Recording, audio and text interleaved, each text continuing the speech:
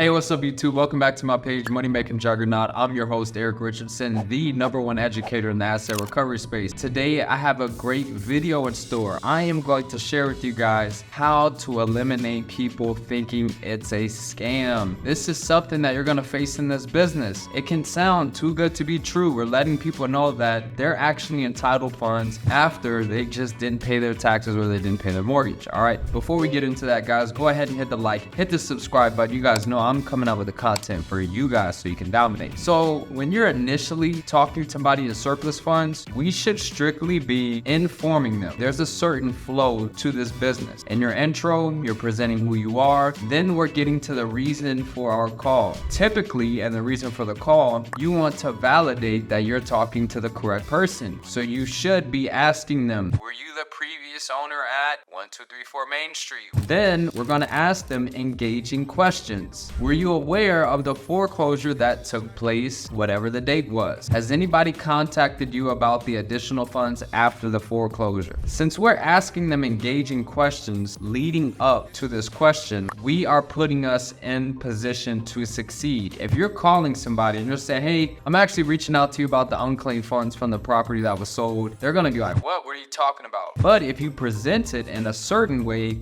you can come off a little bit more welcoming than somebody just saying, hey, you're owed $50,000. We're confirming, okay, were you the previous owner? All right, were you aware of the property being foreclosed on this address? Okay, has anybody contacted you about this open claim? Now we break down what happened. Well, I see here you owe $25,000 on your mortgage. That property actually sold for $50,000. And since it sold for more than what you owed, you're actually legally entitled. Now, after we present this information, we want to explain that we can help them. Our company actually assists individuals like yourself. We don't charge any upfront fees. We work directly with the county, and we have a team of attorneys that will help you out. At that point, we are then going to ask them for their email to send over proof, guys. We need to send over further information so it can make sense. When we are initially talking to somebody, we are strangers. All we're going off of is our word, and our word means nothing as a stranger. So we need to send them something that is valuable and will allow us to close the deal.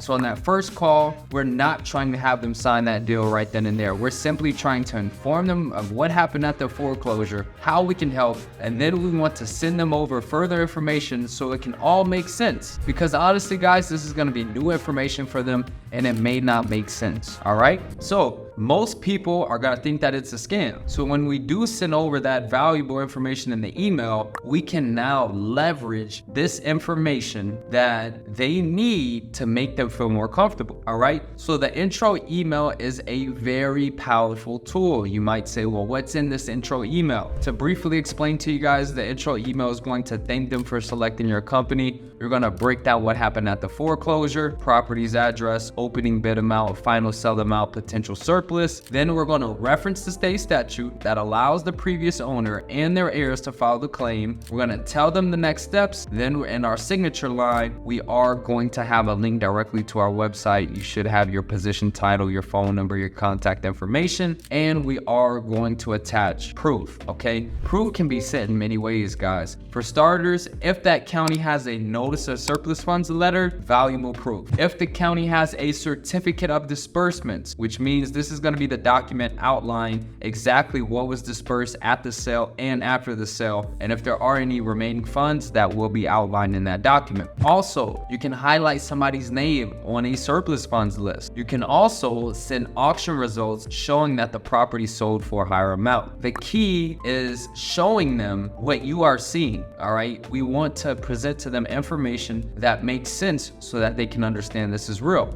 So when we have this information, we can then leverage that on our close calls. We broke down what happened at the foreclosure. We referenced the state statute so they know that it is legitimate. We sent over proof, and we sent over our company site so that they can see that they're getting real help from real people. So if you guys start implementing this on your initial calls, strictly inform them. Don't try to close them. Inform them. Try to get their email address so that we can send over proof proof so it can all make sense, then send that intro email and your close rate is going to skyrocket, guys. I'm telling you, this eliminates people thinking that it's a scam. My company, we don't run into that issue because we follow protocol. Also, if you have a hierarchy to your business where you have a caller, then you have a regional manager, or you have a director, and then you step in, that can also make people feel more legitimate, but you definitely need to have your website. I have a team of attorneys. I recommend you guys using an attorney. That is going to add an extra layer of transparency and professionalism, and now you can get over people thinking that it's a scam.